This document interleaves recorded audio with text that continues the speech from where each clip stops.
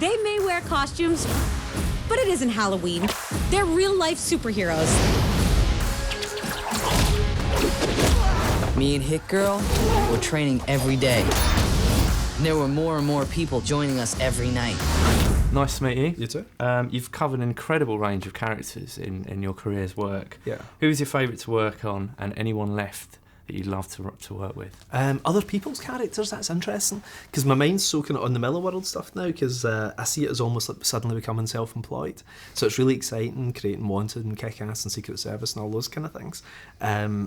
You know, so I don't imagine I'll ever go back and do anyone else's, but if I did, maybe Superman. Superman was always my favourite character growing up, and you know, I've written it once and I really enjoyed it. It was really fun.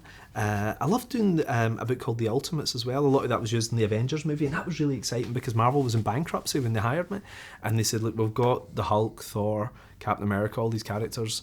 They're not selling especially well at the moment. Do anything you want with it. And there's nothing more exciting than a company in bankruptcy, because they'll let you do something mad, and it works out really good. I'm really happy with them.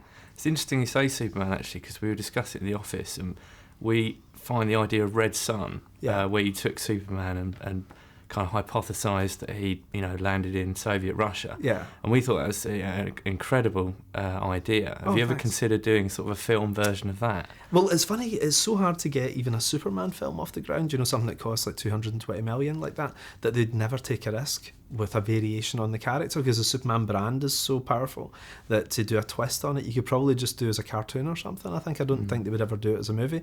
But the director who did Wanted, Timur Bekmambetov, he's Russian, you know, and like he said to me, oh, you should have just done Superman Red Sun as your own character. You could have easily just called it something else and it's a Russian Superman. I'd have made it as a film, and I kind of wish I had, you know, but it was lovely to kind of do Superman too, though. I mean, to have your name on a Superman book is actually exciting. And I pitched Red Sun when I was 5. Well, I came up with it when I was 5. I pitched it when I was 13. I was reading this comic, and I still have it, that I got the idea from. It was the idea of Superman's rocket as a kid landing in neutral waters and the Russians getting there first. And Superman, I thought, wouldn't it be interesting if Superman had grown up in Russia? And then when I was 13, I wrote it as a proposal, a handwritten proposal, and sent it into DC. And I thought I'd be able to quit school and everything. I thought I could just start working for DC. And it didn't happen until years later. I eventually got a commission on it when I was 26.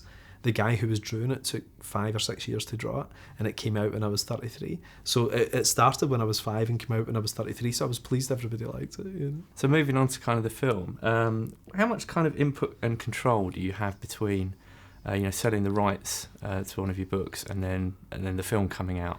I think you can have as much control as you want, and I didn't realise this at first, but like it was Matthew Vaughn, the director of the first film and the producer, who explained to me. He said, look, you own this, you know, you can be as involved as you want to be. And he was very, very respectful in the first film, and like you know, kept me appraised every step of the way. And now I just make sure I've got that in all my deals. I mean, I'm very lucky. I've maybe sold about 6 or 7 things as films now, and I just make sure it's in my contract, you know, that I get to be involved in the casting, the costume, production design, everything. I like to see everything as it's coming on, kind of like J.K. Rowling, I guess, with Harry Potter, because, you know, it sounds weird for a writer to say, but hardly anybody reads books compared to seeing the film. And most people kind of know your work through the movies. So if the movie sucks, they assume the book sucks as well. So you have to be quite protective of it.